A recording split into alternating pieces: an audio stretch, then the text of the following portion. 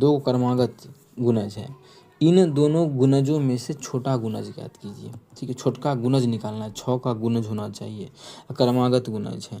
ठीक है, तो एक गुणज 6 का x है, क्रमागत है मतलब एगो 6 होगा तो दूसरा कितना होगा 12, मतलब एक होगा 6 गुना 1 तो दूसरा होगा 6 गुना 2। 2 का मतलब क्या हुआ, पहले अगर 1 था तो उससे एक अधिक हो गया दूसरा, मतलब एगो 6x है तो दूसरा जो हमारा होगा क्या होगा 6 क्या हो जाएगा x प्लस 1 होगा, यही हमारा क्रमागत गुणज होगा। और बोला है दोनों को जोड़ते हैं तो 66 आता है। इसका तरीका हम दूसरा भी तुरंत सिखाते हैं।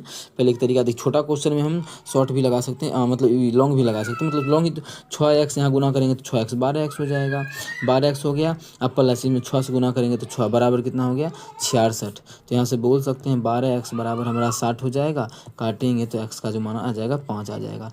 पूछा है कि छोटा गुणज, तो पहले 5 आ गया तो छोटा गुणज कितना हो जाएगा 6 5 30, मतलब वो जो छोटका गुणज है वो हमारा 30 हो जाएगा। Option number D, option D हमारा बिल्कुल करेक्ट हो जाएगा।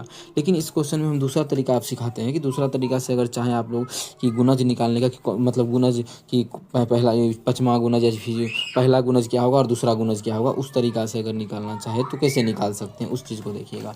क्या बोला है 6 का 2 गुणज है और दोनों का योगफल 66 है, 66 में 6 से भाग कर दीजिए, कितना आ गया 11 आ गया।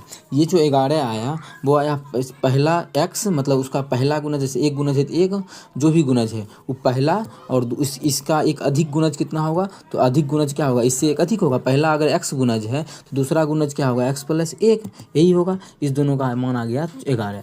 जब यहाँ से आप लोग सॉल्व कीजिएगा तो x का जो मान आ जाएगा वो 5 आ जाएगा। 5 हो गया तो ये तो गुणज पूछ रहा है क्वेश्चन में, तो 6 5 30 हो जाएगा मेरा आंसर, ऑप्शन डी। चलिए अगला क्वेश्चन कर लेते हैं। क्वेश्चन नंबर हमारा 3 है। क्या है क्वेश्चन नंबर 3, चलिए देखते हैं।